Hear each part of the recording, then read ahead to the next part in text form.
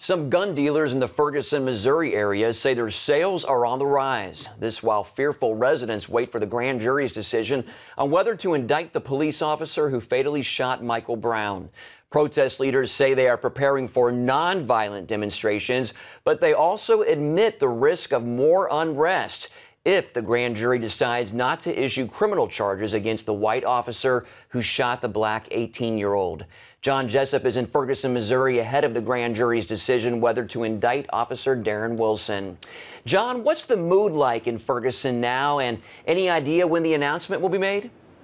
Well, Mark, let's start with the announcement of the indictment. That is really the $6 million question here on everyone's mind, and really that indictment decision can be made at any time now. They're expecting it as early as this week, but there is some theories that it might come a little bit later just to hopefully quell some of the potential unrest. But of course, that goes back to the fact that this was the scene, Ferguson was the scene of much unrest and violence back in August after the initial conflict, and they're hoping to avoid that this time around. As far as the mood, things are quite calm here right now. I had lunch with a local pastor from Ferguson, and he described it as eerily calm. And of course, people are thinking, like I said earlier, back to the summer where there was much unrest and much violence, and they suspect that those fireworks could erupt again here in Ferguson and in some of the surrounding areas. Yeah, that brings up my next question. Is the city bracing for another possible round of violent protests like we saw this past summer?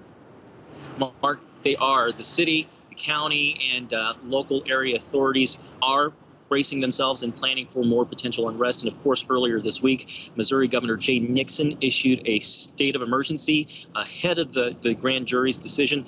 And the whole goal here is to avoid the scenes that we saw, the whole nation and the whole world saw back this summer, where a lot of critics charged the law enforcement with using excessive, provocative, and militant force. So they've had 3 months to prepare themselves, and they say that they will allow for peaceful protests and demonstrations, but they will arrest anyone who breaks the law.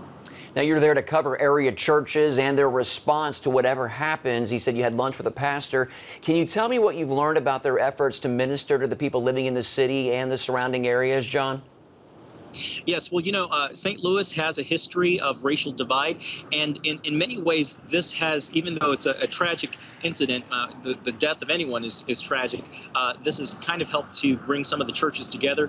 They are partnering churches with one another, and they're also partnering with local entities. The schools have actually asked the churches to help them provide safe havens for area students when the schools potentially close down after the indictment order or decision is made public.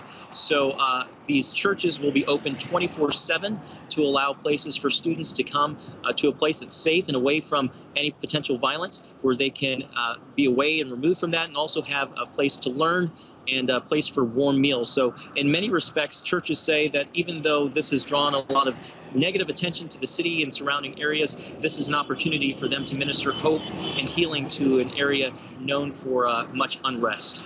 Very true. Good to see that the church is gearing up to help folks there and is already doing so. All right, our correspondent John Jessup in Ferguson, Missouri. Thank you, John. Thank you, Mark.